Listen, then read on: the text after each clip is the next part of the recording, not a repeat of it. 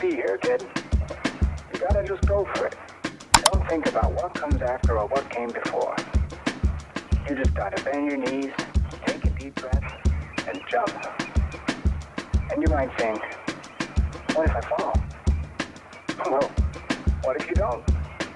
What if you fly?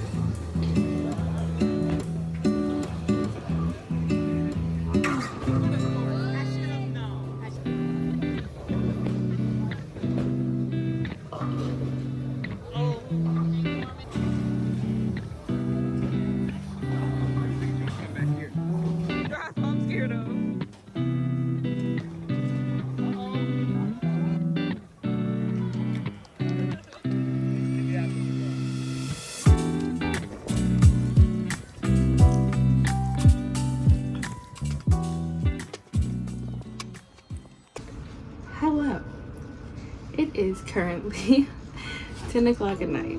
So, you know how YouTubers have like little mics in their hand? I lost my mic. I don't know what I did with it. I've been looking for it forever and I can't find it. So let's pretend my Roku remote is a mic. It'll be professional. I thought I'd do a little wrap up for the month of April. I'm realizing that I use my phone to record, so I will not have Storygraph. So let me log in Storygraph. I have logged into Storygraph. So the month of April, I read 1, 2, 3, 4, 5. I read 6 books. One of these books apparently I read in March, but I'm going to talk about it anyway because it was honestly so far one of my top 5 reads of the year so far. We still have much year to go, but that is where we're at right now. So I have 2 physical books, and the first physical book I actually read in March, not April, but I just want to talk about it because I haven't talked about it here before, and it is Happy Place by Emily Henry. No, I'm not gonna lie. I was one of those people who were like, I don't get the hype behind Emily Henry. It took me way too many times to read Book Lovers, and that was the problem. That was the problem. I was starting off with Book Lovers, and while I like Book Lovers a hell of a lot now, which probably is just because I see myself in Charlie and Nora, this is the one. This is the one. I am so Harriet.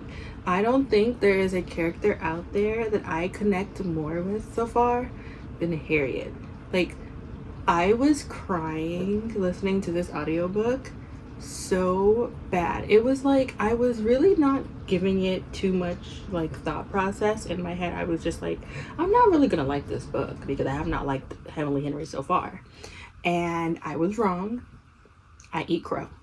Because not only was Harriet so me, I love stories about friendship, and I just, like, all jokes aside, I just really enjoyed the like friendship part of this. And honestly, I'm not gonna lie, I liked Win, but I could have gone without some of the romance in it just to add more of the friendship level, because I would have loved to dive deeper into the friendships and how everything worked out with like the friends and how they got to the place they were. Because I feel like with the girls especially, like their friendship was kind of like just given to me, like, oh okay, this is how their friendship is. Not necessarily that like I'm gonna show you, but it's more like I'm gonna tell you. Like, I'm gonna tell you this stuff happened and this is why they feel that way. But I didn't really feel as much as I wanted to, because I feel like a lot of it, as far as the friends, were put to the back burner for Win and Harriet, and I really wish I could have learned more about them. But still, 5-star read. I bought the book just so I can annotate it. Next book that I read was Beach Read, which was my first read of April, and I adore this book. I don't think I adore it as much as Happy Place, but I will say I think I had more fun with the plot than in Happy Place. Like, Happy Place, what I love about second chance romance is that I like that we have these 2 adults who acknowledge they're fucking stupid, and the stupid miscommunication is resolved because they can be functional adults all of a sudden. I like talking about our problems. I am that person. Like, let's talk about what was bothering us in the first place and stop ignoring each other's text messages. So while I was like that with Happy Place, with Beach Read, I think it was just more fun to read. Like, I adore Gus and January's relationship. Gus annoyed me a little bit at the end, but it's okay. I give him a pass, I guess. But it was definitely like a top 3 for me. Like, it's number I think it's number 3. I'm not 100% sure yet, but we're gonna go to the next book because the next book is Book Lovers. Y'all, it took me 3 times to read Book Lovers. I kept checking out from the library and nothing, nada, zilch. I could not read that book. Nothing about it interested me. I was just like, I literally don't care, which is a shame because I love Hallmark movies, and I was just like, ooh, this is like Hallmark before the mean girl, before the girl you typically don't root for in these stories. So I was really excited because I was just like, oh my god, am I Nora? Am I the mean girl in romance novels? I'm not, and Nora isn't either. Nora is so kind, but I get it. Like, you get presented this version of this character in like this hometowny type novel, and because of that, the novel's kind of like, I guess, kind of meta because like they're making fun of this like stereotype that's happening, and she is a stereotype, but she's also playing into the stereotype. It took me 2 times to read this because, granted, I don't think Book Lovers has much plot, but somebody put on TikTok comments once that I love a bunch of Emily Henry books, but I can't tell you what any of them are about, and I think that's the perfect way to describe Emily Henry. So there. I gave Book Lovers 4.75 stars, and I gave Beach Read 4.75 stars, though I honestly think that Book Lovers for me is more like 4.25. And the weird thing is, I think my favorite 2 are Happy Place and Book Lovers, but I can acknowledge that I think Beach Read is a better book than Book Lovers, if that makes sense. Okay, the 3rd book I read, and this is probably my favorite read of the year. I don't think anything is gonna top it. That is Yours Truly by Abby Jimenez. The way I normally connect with female characters, no. I don't need a female character because Jacob is me. I am Jacob. Literally, I felt myself listening to this audiobook and being like, oh my god, no, I need the book because I need to read it, because I need to annotate, because I need to annotate. If you hear obnoxious noises, it is my dog, like, going at her paws. Jackie, please. So I went out and I was like, no, I need to get this book because I need to annotate it. Because there's something about like Emily Henry and Abby Jimenez and the way they write. They speak to my soul. I feel like they really know how to write characters with real issues. And what I love about Abby Jimenez is that she even talks about it at the end of these stories, is that how she always like hires professionals to help her with the topics in these books. So I was just obsessed with it. Like, there is just nothing about Jacob that I don't love. And I was like, I need a Jacob in my life because he's just the best. And I think we'd be best friends. We'd be best friends. I don't know if a guy like me and Jacob could date because we're both the same person. And I don't think that's good for us. Like, we need a Brianna in our lives. I need a Brianna for my own. But I am Jacob, and I adored this book so much. 5 stars. The next book I read in April was Funny Story by Emily Henry. This was an advanced reader's copy, and I gave it 3.75 stars. Genuinely speaking, I gave Miles too many chances. At the end, he annoyed the crap out of me, but in a funny twist of fate. No Emily Henry book had me hooked like Funny Story. Like, did I like what was happening? No.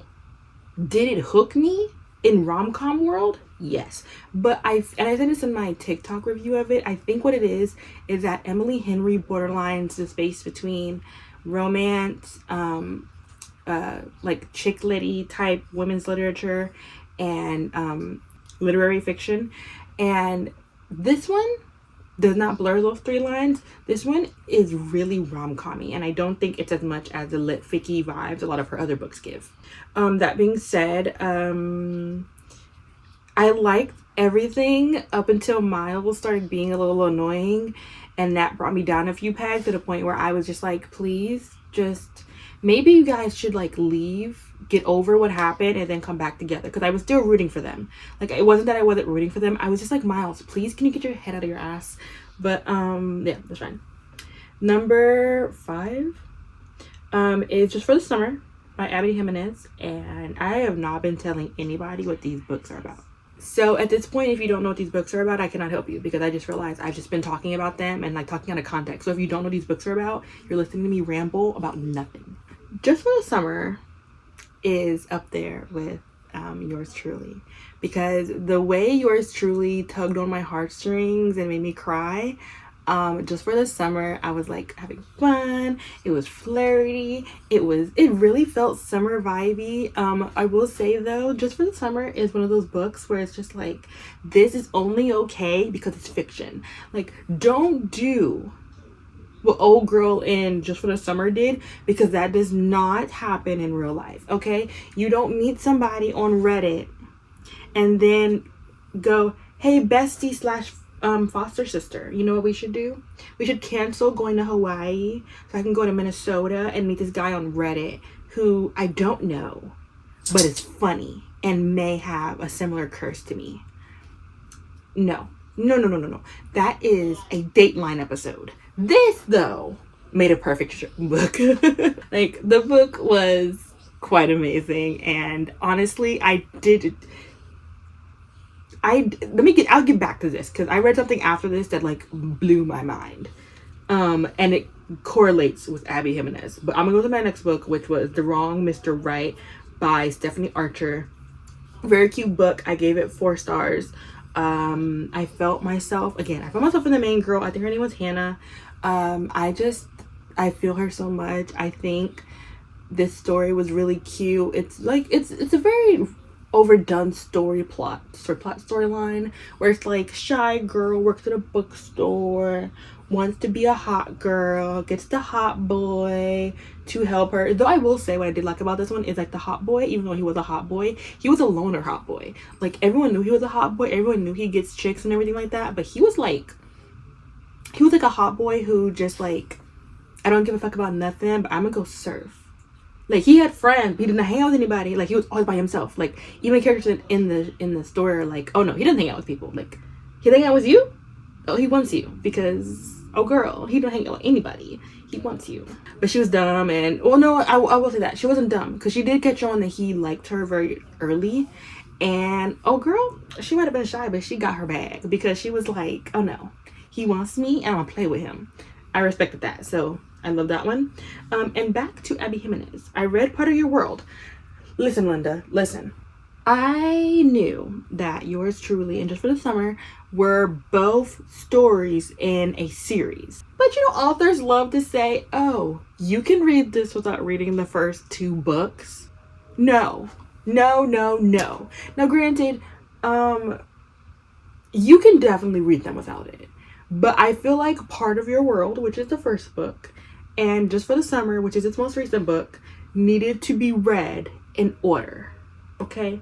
Yours Truly, I don't think necessarily needs to be read in order just because, like, Brianna and Jacob aren't related to the first book. The characters in the first book and the second book, they're friends of people in the first and the third book. So that's why I don't think it's that big of a deal to outwardly read Yours Truly.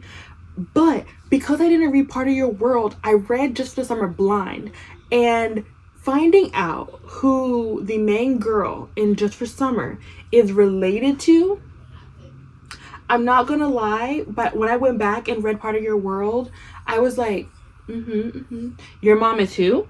Who is your mom? Your mom is her. Oh my god, Just for the Summer just got so much fucking sadder. So I was just like, you know what, if like you want to be hurt, read Just for the Summer first. That way when you go back to read Part of Your World, you're just like, oh, no wonder you suck in this book because you sucked in that book too. I don't want to give anything away though, like if you haven't read any of the series.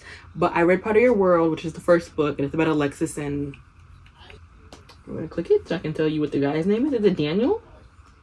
Alexis and, it is Daniel, okay. Alexis and Daniel, and it's supposed to be like a Little Mermaid reimagining, but other than her being rich, which I guess, like, was King Triton rich? Like, is that what we're saying? Like, I didn't really get it, like, Part of Your World, because he was like a redneck and she was like a city girl, so it was kind of like what was that movie with Ally and AJ, Cowbells, where they were like princessy and they go in the farm, like that one. It was like that, I guess, but I didn't get the, like, she had red hair, but I didn't understand like the need to like connect it to Ariel, but whatever.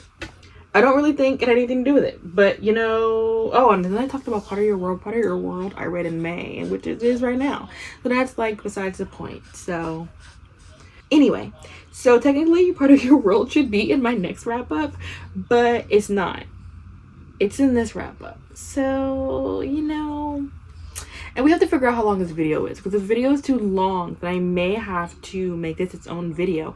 But I don't want to make it my own video because then it's going to end up seemingly like I'm coming back to BookTube, and we're not going to say that. We're not going to say I'm coming back to BookTube because I left BookTube a very long time ago.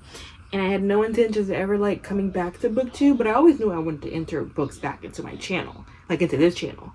but not like be a booktuber, like not in a general sense. Like I don't want to really be like just a specific booktuber and only talk about books, because this is my journaling channel and my blog channel, but you know, we'll see.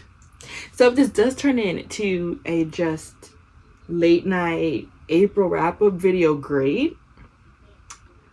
But if it just gets put into a vlog, then enjoy the next part of this vlog. But if it ends up being a video, then thanks for watching. Go check out some of my other videos, and I'll see you on the next one. Peace out, Girl Scout. Unless, of course, I have to go re-record an intro. Maybe I should record an intro. I'm gonna record an intro. Okay.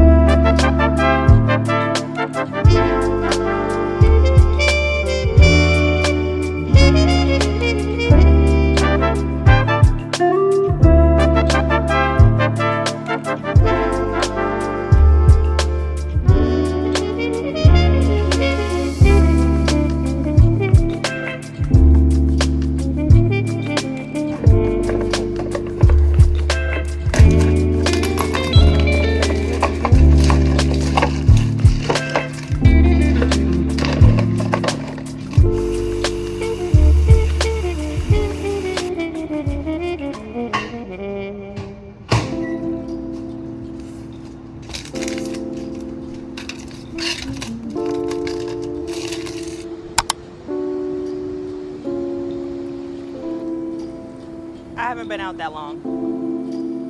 I haven't been out here that long. The lady in front of you?